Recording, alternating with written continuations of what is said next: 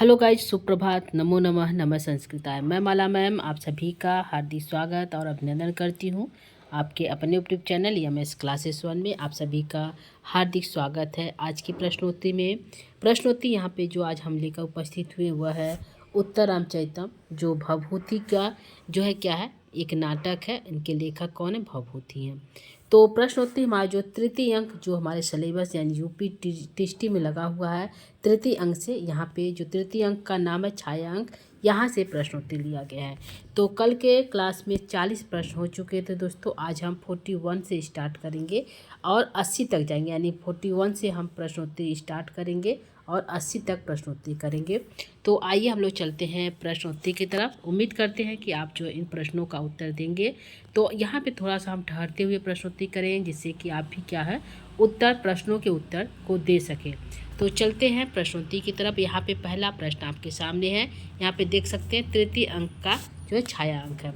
तो यहाँ पे जो 41 प्रश्न कहता हुआ है, पुटपाक प्रतीकासो रामस्य करुणो रस इति कथनम कस्य कविना कृतम।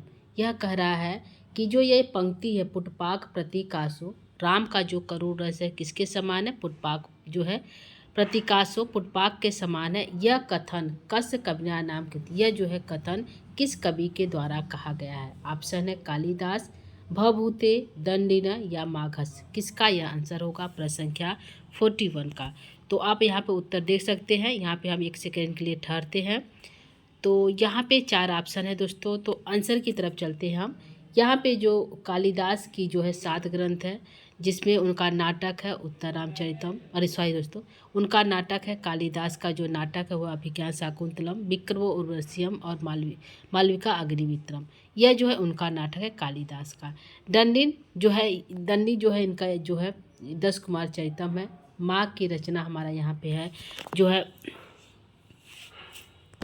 माघ की रचना, यह एक महाकाव्य है जो माघ के द्वारा लिखा गया है। उसका नाम है शिशुपाल वधम। तो इन सभी के लेखक अलग हैं, उनकी रचनाएं अलग हैं। तो यहाँ पे जो हमारा आंसर जाएगा वह जाएगा बी की तरफ, यानी कि भवभूति। कौन है? भवभूति। तो पहले प्रश्न का यहाँ पे आंसर जो है बी सही होता है। तो दंडी जो 10 कुमार चरितम है और माघ का जो है शिशुपाल वधम एक महाकाव्य है। तो यहाँ पे देख लिए, यहाँ पे जो 41 प्रश्न का बी आंसर हमारा सही होता है। तो दोस्तों आप लोग भी इन प्रश्नों का उत्तर देने का प्रयास करिएगा। यहाँ पे हम थोड़ा धीमे गति चलेंगे, जिससे कि आप भी जो है क्या प्रश्न को अच्छे से देख सके और उत्तर दे सके। अगला जो हमारा प्रश्न है वह है 42 प्रश्न है, उत्तर रामचरिते कस अंके गर्भांक दृष्टि। यह कह रहा है कि उत्तर रामचरितम में किस अंक में गर्भांक को दर्शाया गया, यानी कि नाटक के अंदर जो नाटक खेला जाता है उसको गर्भांक कहते हैं। वह किस अंक में दृष्टि दर्शाया गया, यह प्रश्न है। तो ऑप्शन है प्रथमा अंके, द्वितीय अंके, षष्ठा अंके या फिर सप्तमा अंके। किस अंक में दर्शाया गया है दोस्तों? तो यहाँ पे हमारा आंसर जो हो जाएगा वह होगा 42 का। तो आंसर क्या होगा दोस्तों? तो यहाँ पे जो है प्रथम अंक में नहीं दर्शाया गया, द्वितीय में भी नहीं, षष्ठी में भी नहीं, यानी कि अंतिम अंक में दर्शाया गया। यानी कि कह सकते हैं उत्तर रामचरित में कुल अंकों की संख्या कितनी है? 7 है। तो हमारा आंसर जाएगा यहाँ सप्ताह अंक, 7वें अंक में जो है गर्भांक को दर्शाया गया है। तो यहाँ पे 42 प्रश्न का आंसर यहाँ पे डी हमारा करेक्ट है। अगला प्रश्न है, प्रश्न संख्या यहाँ पे 43 कहता है। तो यहाँ पे 43 प्रश्न का आंसर देखते हैं क्या होगा हमारा। यहाँ पे प्रश्न है, उत्तर रामचरितस्य उपजीव्य ग्रंथ क अस्ति। कह रहा उत्तर रामचरितम का जो है उपजीव, जो यह उत्तर रामचरितम जो नाटक लिखा गया, इसका उपजीव कौन सा ग्रंथ है? ऑप्शन है वाल्मीकि रामायणम, दूसरा है महाभारतम, तीसरा है वेदा, चौथा है पुराण। क्या यहाँ पे सही होगा दोस्तों? प्रश्न संख्या 43 का आंसर। तो जो है 43 का आप लोग आंसर दीजिए। प्रश्न संख्या 43 का आंसर हमारा यहाँ पे जाता है, हम आंसर को लेंगे दोस्तों। आंसर हमारा जाएगा यहाँ पे ए की तरफ। कितना? ए की तरफ हमारा आंसर जाएगा। उत्तर रामचरितम का उपजीव जो लिया गया वह जो है वाल्मीकि रामायण के उत्तर कांड से लिया गया, यानी कि वाल्मीकि रामायण कौन सा कांड है? उत्तर कांड है, वहाँ से जो है यह जो है लिया गया क्या? उत्तर रामचरितम। तो प्रश्न संख्या 43 का यहाँ पे आंसर हमारा एक करेक्ट है। अगला प्रश्न है, प्रश्न संख्या यहाँ पे आंसर दे सकते हैं। प्रश्न संख्या 44 यहाँ पे है कि 44 प्रश्न है, दंडका अरण्यम किमर्थम गतवान। दंडकारण्य में जो है जाते हैं। तो किस लिए जाते हैं? शंभुक बधाए, शंभुक के वध के लिए। राम, यहाँ पे राम छूट रहा है दोस्तों। राम जो है दंडकारण्य में किस लिए जाते हैं? जो है शंभुक बधाए, शंभुक के वध के लिए। सीता या मिलनाय, सीता से मिलने के लिए। अगस्त्य दर्शनाय, अगस्त ऋषि के दर्शन के लिए। या पंचवटी दर्शन, या पंचवटी के दर्शन के लिए। तो यहाँ पे जो प्रश्न हमारा कह रहा है कि राम जो है दंडकारण्य में किस लिए जाते हैं, तो हमारा आंसर यहाँ पे जाएगा, आप लोग आंसर दे सकते हैं। तो यहाँ पे 44 का हमारा आंसर यहाँ पे जाएगा कि यहाँ पे आंसर ए को हम लेंगे, क्या करेंगे? ए को लेंगे। शंभुक नामक जो राक्षस था उसको वध करने के लिए जो है यहाँ पे राम जी जो है दंडकारण्य में जाते हैं। तो प्रश्न संख्या 44 का यहाँ पे आंसर हमारा ए करेक्ट होता है। अगला प्रश्न है, प्रश्न संख्या यहाँ पे जो है शंभुक बधाए, उत्तर देख सकते हैं। यहाँ पे हमारा अगला प्रश्न है 45। प्रश्न है कि लोपामुद्रा कस्य पत्नी आसीत। लोपामुद्रा किसकी पत्नी है? वशिष्ठस्य, वशिष्ठ ऋषि की। अगस्त्यस्य, अगस्त ऋषि की। ऋषि श्रृंगस्य, ऋषि श्रृंग की। या वाल्मीकि, किसकी पत्नी का नाम है लोपामुद्रा है? तो 4 ऑप्शन आपके सामने है दोस्तों। 45 प्रश्न को आप देख सकते हैं, 4 ऑप्शन है। तो क्या आंसर होगा दोस्तों? तो यहाँ पे लोपामुद्रा की जो लोपामुद्रा किसकी पत्नी है? तो लोपामुद्रा जो है ऋषि अगस्त की पत्नी है। तो प्रश्न संख्या यहाँ पे 45 का हमारा आंसर बी करेक्ट है। अगला प्रश्न है, प्रश्न संख्या यहाँ पे 46 कहता है करुण रसस्य रसराजस्वम केन ग्रंथेन प्रतिष्ठापितम। करुण रस, जिसको रसराज कहा जाता है, किस ग्रंथ में प्रतिष्ठित है? तो उत्तर रामचरितम में है, मेघदूतम में है, अभिज्ञान शाकुंतलम में है, या कादम्बरी में है। तो प्रश्न यहाँ पे देख सकते हैं, प्रश्न इंपॉर्टेंट है कि करुण रस, जिसको रसराज कहा जाता है, वह किस ग्रंथ में प्रतिष्ठापित है? तो हमारा आंसर यहाँ पे क्या सही होगा? 46 प्रश्न का आंसर दीजिए। तो 44 जो है 6 प्लस का आंसर हम लेते हैं दोस्तों। आंसर की तरफ चलते हैं। यहाँ पे हमारा आंसर सही होता है, ए की तरफ जाता है, उत्तर रामचरितम है। क्या है? उत्तर रामचरितम जो है तृतीय उत्तर रामचरितम जो है पूरे करुण रस में लिखा गया है, जो भभूति की रचना है। तो यहाँ पे हमारा जो है 46 का आंसर ए करेक्ट है। अगला प्रश्न है, प्रश्न संख्या 47। यह कहता है रामा कस्य नायका भेदस्य अंतर्गत। राम जो है किस नायक भेद के अंतर्गत आते हैं? तो नायक की कोटि कितनी होती है दोस्तों? तो नायक की कोटि यहाँ पे हमारे 4 होती है। ये भी प्रश्न पूछ सकता है, 4 है। नायक की कोटि 4 होती है, तो चारों नायक की कोटि लिखा गया है। या आप दूसरा प्रश्न देख सकते हैं कि नायक की कोटि कितनी होती है? तो 4 होती है, चारों नायक की कोटि लिखा गया। यहाँ पूछा कि राम किस कोटि के नायक है? तो धीरोदात्त है, धीर ललिता है, धीर प्रशांत है, या धीरोद्धत है?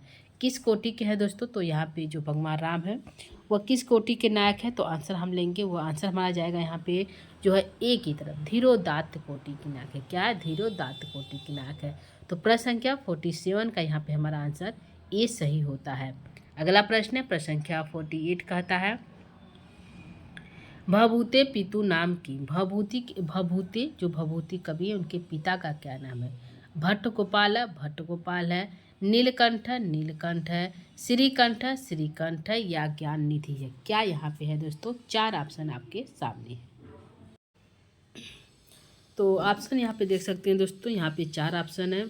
भट्ट गोपाल है क्या? श्री जो है नीलकंठ है क्या? श्रीकंठ है क्या? या ज्ञान निधि है? तो यहाँ पे जो हमारा आंसर जाएगा प्रश्न संख्या जो है 48 का। तो यहाँ पे जो आंसर यहाँ पे जो है क्या सही होगा? तो यहाँ पे जो हमारा आंसर सही होगा वह हमारा हो जाएगा नीलकंठ। क्या है? भभूति के पिता का नाम क्या है, यह पूछा है। तो आंसर हमारा जाएगा नीलकंठ की तरफ। यह जो श्रीकंठ जो है स्वयं भभूति का नाम है। क्या है? स्वयं जो है भभूति का नाम है। ज्ञान निधि उनके गुरु का नाम है। गुरु का नाम क्या है? ज्ञान निधि है। और यहाँ पे जो भट्ट गोपाल इनके क्या है? पितामह, यानी दादाजी है, पितामह है। ठीक है, तो यहाँ पे देख सकते हैं भट्ट गोपाल पितामह है, श्रीकंठ स्वयं उनका नाम है, नीलकंठ उनके पिता का नाम है, और ज्ञान निधि कौन है? उनके गुरु है। तो प्रश्न हमारा पूछा था भभूते पितु नाम की। भभूति जो है उनके पिता का नाम क्या है? तो आंसर यहाँ पे हमारा जाता है नीलकंठ। क्या है? नीलकंठ। तो प्रश्न संख्या यहाँ पे 48 का जो है ये हमारा जो है बी सही होता है। ये हमारा आंसर यहाँ पे गलत है, बी आंसर करेक्ट है। अगला प्रश्न है, प्रश्न संख्या 49। यह कहता है भभूते कस आश्रित कवि आसीन। भभूति जो है किस राजा के आश्रित कवि थे? तो हर्षवर्धन के, राजवर्धन के, यशोवर्मा वर्मा के या मित्रवर्मा, किसके जो है आश्रित कवि थे? यह हमारे जो है भभूति। तो भभूति जो है यहाँ पे किसके आश्रित कवि थे दोस्तों? आप लोग आंसर दे सकते हैं, 4 ऑप्शन है। तो यहाँ पे आंसर को हम लेते हैं। आंसर हमारा जाएगा 40। प्रश्न हमारा क्या है? 49। तो 49 प्रश्न का आंसर यहाँ पे हमारा जाता है सी की तरफ, यशोवर्मन है। कौन है? यशोवर्मन। भभूति कस आश्रित कवि आश्रित, भभूति किस कवि के आश्रित कवि हैं? तो आंसर हमारा सी करेक्ट होता है। अगला प्रश्न है, प्रश्न संख्या यहाँ पे 50 यानी कि 50। प्रश्न है, सखी मुरली किमिति संभ्रांते इति वाक्यम केन उक्तम। यह कह रहा है कि जो प्रश्न 50 नंबर का यह एक पंक्ति है। क्या है? एक पंक्ति है। तो यह पंक्ति केन उक्तवान किसके द्वारा बोला गया है? तमसा के द्वारा, मुरला के द्वारा, सीता के द्वारा या बासंती के द्वारा? किसके द्वारा यह बोला गया है? 4 ऑप्शन हम देख सकते हैं। तो सखी मुरली, तो यहाँ पे सखी मुरला को संबोधित करके बोला गया है। तो मुरला ऑप्शन हमारा गलत हो जाता है। ठीक है, क्या गलत हो जाता है? तो सखी मुरली को संबोधित कर, कीमती संभ्रांति, तुम इतनी घबराई हुई सी क्यों हो? कौन पूछता? तो सखी मुरला की कौन थी दोस्तों? तो मुरला की सखी यहाँ पे थी, वह थी तमसा। तो इससे भी आप आंसर निकाल सकते हैं कि मुरला की जो सखी थी वह तमसा थी, और जो है यह वाक्य जो है तमसा के द्वारा बोला गया। यह प्रश्न पूछा है, इति वाक्येन केन उक्तम। तो हमारा आंसर जाएगा तमसा। तो प्रश्न संख्या 50 का यहाँ पे ये आंसर करेक्ट है। अगला प्रश्न है, प्रश्न संख्या 41 कहता है, प्रश्न संख्या 41 का 51 कहता है कि कंपित कुसुम जो है संबंधनम में हृदयम इति पदे में इति कस्य बोधक। यह जो पंक्ति दिया गया है कि इनको देखकर मेरा हृदय जो है कंपित सा होता जा रहा है। कंपित इव कुसुम बंधनम में हृदयम, तो कुसुम के बंधन के समान जो मुरला का हृदय वो कंपित सा होता जा रहा है, यह किसके बारे में कहा गया है? तो यहाँ पे ऑप्शन है तमसा के द्वारा, मुरला या मुरला के द्वारा, सीता या सीता के द्वारा, या बसंती के द्वारा। तो यहाँ पे प्रश्न पूछा इस इति कस्य बोध का, यह किसके बारे में बोध होता है? ये तो कहा गया है मुरला के द्वारा, लेकिन पूछ रहा किसके बारे में बोध हो रहा है इस पंक्ति से? तो हमारा आंसर यहाँ पे जाएगा, जो बोध हो रहा है वह है सीता के लिए बोध हो रहा है। पंक्ति किसके द्वारा कहा जा रहा है? तो पंक्ति जो है मुरला के द्वारा कहा जा रहा है। और किससे कर रही मुरला? तो तमसा से करे। तो इस प्रकार से प्रश्न बनेंगे। तो यहाँ पे हमारा जो है 51 का सी आंसर करेक्ट है। अगला प्रश्न है, प्रश्न संख्या 52 कहता है, तृतीयांके राम कुत्र प्रविशति। तृतीय अंक में राम प्रवेश करते हैं। कहाँ प्रवेश करते हैं? कुत्र प्रविशति, कहाँ प्रवेश करते हैं? पंचवट्याम, अरण्यकेन वने, दंडका अरण्यन या अयोध्यायाम। तो तृतीय अंक में राम कहाँ प्रवेश करते हैं? तो हमारा आंसर यहाँ पे क्या सही होगा दोस्तों? आंसर हमारा यहाँ पे जाएगा 52 का। तो आप लोग आंसर दे सकते हैं। यहाँ पे हमारा आंसर जाएगा 52 का क्या सही होगा? पंचवट्या होगा या फिर दंडका अरण्य होगा। यहाँ पे जो है ये आंसर 2 गलत हो जाता है। तो क्या यहाँ पे सही होगा? प्रश्न संख्या 52 का। तो आंसर यहाँ पे हम लेंगे 52 का, जो है तृतीय अंक में राम जो है दंडका अरण्य से जो है उस शंभुक को मार के जो है पंचवट्या में प्रवेश करते। प्रवेश पूछा है, कहाँ प्रवेश करते? तो जो है प्रविशति पंचवटी में प्रवेश करते हैं। ठीक है, तो हमारा आंसर यहाँ पे 52 का जो है ये आंसर सही होता है। यहाँ पे दंडका अरण्य में वह जो है उस शंभुक नामक जो राक्षस था उसको वध करने के लिए गए थे, लेकिन यहाँ पे प्रवेश करते हैं पंचवटी आश्रम में। तो प्रश्न संख्या 52 का यहाँ पे आंसर ए सही है। अगला प्रश्न है, प्रश्न संख्या 53 कहता है कि मोहे मोहे रामभद्रस्य जीवनम इति कस्य वचनम।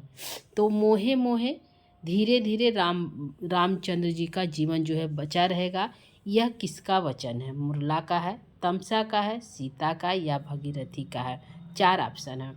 तो यह जो श्लोक कहा गया है जो है मुरला के द्वारा। किसके द्वारा? यह श्लोक जो है मुरला के द्वारा कहा गया। किसके संबंध में? तो गोदावरी नदी से कहती है। गोदावरी नदी के बारे में कहती है तमसा से, कि यहाँ पे गोदावरी नदी को कहने आए हैं कि वह क्या करे, मोहे मोहे जो बार बार मूर्छित होने वाले हैं रामचंद्र जी उनको क्या करे, जीवन प्रदान करे। क्या करे? जीवन प्रदान करे। तो यहाँ पूछा इति कस्य वचन, यह किसका वचन है? तो यह जो वचन है वह है मुरला का। किसका है? मुरला का है। तो यह जो है गोदावरी नदी के बारे में कहा जा रहा है। मुरला गोदावरी नदी के बारे में संदेश लेकर आई थी। गोदावरी नदी से यही कहना है कि रामभद्र जी जो है मूर्छित होंगे, क्योंकि वो पंचवटी में प्रवेश कर चुके, तो बार बार मूर्छित होंगे। तो उन्हें क्या करना, तुम धीरे धीरे मंद मंद क्या करना, हवा चलना, धीरे धीरे जो है हवा चलना और बर्फ के कण नामक जो है बूंदों के द्वारा उनके जीवन को बचाते रहना। यह जो है मुरला कहती है कि यह संदेश जो है गोदावरी को देना है। किससे कहती है? तो तमसा से कहती है। पूछता किससे कहती है, तो आंसर हो जाता तमसा से कहती है। तो प्रश्न संख्या 43 सॉरी दोस्तों, यह हिंदी का अर्थ है 53 का यहाँ पे जो है ये आंसर हमारा सही होता है। अगला प्रश्न है प्रश्न संख्या, ठीक है, यहाँ पे एक उत्तर गलत हो जाता है। अगला प्रश्न है प्रश्न संख्या यहाँ पे हमारा जो है 54 है। यह कहता है रामभद्रस्य जीवनः कथम रक्षितः भविष्यति। रामभद्र के जीवन को की रक्षा कैसे होगी भविष्य में? तो बीची वातही के द्वारा, शिखर छोद शिखरई के द्वारा, पद्म किंजल गंधकई के द्वारा, या फिर उपयुक्त सर्वे। तो जो राम जी जो है पंचवटी में प्रवेश कर चुके हैं, तो वह बार बार मूर्छित होंगे। तो उनके मूर्छा को दूर करके उन्हें किस प्रकार उनकी रक्षा की जाए? तो यहाँ पे जो है वीची बातें धीरे धीरे हवा के द्वारा, शिखर छोद शीतई बूंद के कण के द्वारा, बर्फ रूपी बूंद के कणों के द्वारा, पद्म किंचन गंधान कमल के सुगंधित के द्वारा जो है, इन तीनों के द्वारा जो है राम के जीवन को बचाया जा सकता है। तो यहाँ पे हमारा आंसर हो जाता है दोस्तों उपयुक्त सर्वे। सभी आंसर यहाँ पे करेक्ट है। तो 55 का यहाँ पे आंसर हमारा डी सही होता है। अगला प्रश्न है, प्रश्न हमारा जो है अगला 55, यह कहता है शिकर इत्यस्य अर्थ का। शिकर का अर्थ क्या है? सूक्ष्म जल कण, मिट्टी का कण, पुष्प कड़ा, या फिर न किंचित कोई नहीं। तो शिकर का जो अर्थ होता है यहाँ पे क्या अर्थ होगा दोस्तों? यहाँ पे शब्दार्थ पूछा गया, देख सकते हैं यहाँ पे प्रश्न शब्दार्थ से लिया। शिकर शब्द का क्या अर्थ है? तो 4 ऑप्शन है। सूक्ष्म जल कण है, मिट्टी का कड़ा मिट्टी का कण है, पुष्प कड़ा फूलों का कण है, या फिर न किंचित कोई नहीं। तो यहाँ पे शिकर का जो अर्थ होता है वह क्या होगा? उत्तर को लेते हैं तो उत्तर हमारा जाता है यहाँ पे ए की तरह, सूक्ष्म जल कण के द्वारा। तो प्रश्न संख्या यहाँ पे जो है 55 का आंसर ए हमारा सही है। अगला प्रश्न है प्रश्न संख्या यहाँ पे 56, यह कहता है स्वरई इत्यस्य अर्थ का। स्वरई जो इसका क्या अर्थ है? शनई अर्थ है, शीघ्रम मंदम या न किंचत। तो स्वरई इत्यर्थ अर्थ का स्वरई का क्या अर्थ है? तो यहाँ पे ऑप्शन 4 आपको दिखाई दे रहा है दोस्तों, धीरे धीरे, बहुत जल्दी, मंदम बहुत धीरे से, और न किंचित कोई नहीं। तो हमारा यहाँ पे आंसर जाएगा स्वरई यानी कि शनई धीरे धीरे। क्या आंसर हो जाएगा? धीरे धीरे। स्वरई का अर्थ होता है धीरे धीरे। ठीक है, तो प्रश्न संख्या यहाँ पे जो है 56 का आंसर यहाँ पे ए हमारा सही होता है। अगला प्रश्न है प्रश्न संख्या जो है 57 कहता है गोदावरी नदी वातः कथम बढ़ित। गोदावरी नदी से जो है वातः कथम बढ़, वातः जो शब्द है उसका क्या अर्थ है? बीती वातई, शिखर शीतलई, पद्मयुग्धम, या उपयुक्त जो है सर्व। तो गोदावरी नदियाँ जो है वातः कथम बढ़ित, वातः शब्द कथन से क्या जो अर्थ निकलता है, क्या कहना चाहते हैं? तो यहाँ पे हमारा आंसर क्या होगा? प्रश्न संख्या 57। आप लोग 57 का आंसर दीजिए, प्रश्न संख्या 57। तो यहाँ पे कौन सा सही होगा? गोदावरी नदियाँ, जो गोदावरी नदी है उसमें वातः जो हवा है, कथम वर्णित, उसका वर्णन कैसे किया गया है। बीती बातें, धीरे धीरे चलेगी हवा। शीतल करे, शीतल कर के साथ हवा चलेगी। और पद्म गंध युक्त, और जो है कमल के गंध से युक्त हवा चलेगी। बात का अर्थ होता है हवा। तो हवा कैसे चलेगी, हवा जो है कैसे हमारी बहेगी, तो बीची बातें, धीरे धीरे जो है हवा चलेगी। शीतल करई, ठंडी ठंडी हवा, उसमें एक बूंद के कर लेकर हवा चलेगी। और जो है कमल के गंध से युक्त हवा चलेगी। यानी हमारा आंसर जाएगा उपयुक्त शर्ब। वाता का यहाँ पे कथन है, यहाँ पे जो वाता शब्द जो वरित है उसका यह तीनों अर्थ है। यानी इन तीनों के साथ जो है हवा क्या है, बहेगी। तो गोदावरी नदी के बारे में यह कहा गया। प्रश्न संख्या जो है 57 का यहाँ पे डी आंसर करेक्ट है। अगला प्रश्न है प्रश्न संख्या जो है 58 कहता है मोहे मोहे जीवनम इति रिक्त स्थानम पूरयत। यहाँ पे करा कि जो खाली स्थान है वहाँ पे क्या भरा जाएगा। तो मोहे मोहे राम भरा जाएगा, रामश भरा जाएगा, रामभद्रस भरा जाएगा, या रामे सीता भरा जाएगा। क्या यहाँ पे आंसर हो जाएगा दोस्तों प्रश्न संख्या 58 का। तो आंसर आप दे सकते हैं। यहाँ पे आंसर हमारा जाएगा मोहे मोहे। तो राम होगा, रामभद्र, मोहे मोहे रामस्य जीवनम इति रिक्त स्थानम पूरित। तो हमारा यहाँ पे आंसर जाएगा मोहे मोहे, जो है आंसर जाएगा क्या होगा दोस्तों। तो आंसर को दीजिए, यहाँ पे हमारा आंसर जाएगा रामस्य। क्या है, रामस्य। धीरे धीरे क्या है, राम के जीवन को बचाना चाहिए। तो मोहे मोहे रामस्य जीवनम। तो प्रश्न संख्या 58 का यहाँ पे बी आंसर करेक्ट है। अगला प्रश्न है रामभद्रस।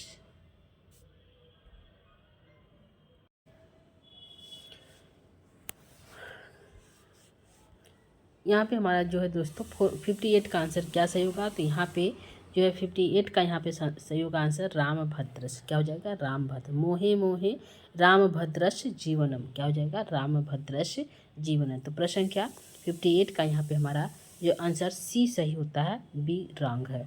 तो यहाँ पे प्रश्न संख्या 58 का सी आंसर करेक्ट है।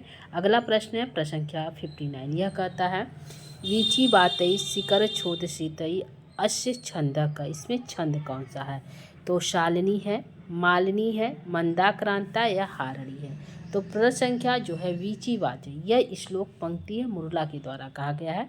तो वीची वाचई शिकर छोद सीतई अस छंद का, तो इसमें हमारा छंद कौन सा है, शालिनी, मालिनी, मंदाक्रांता या हारणी।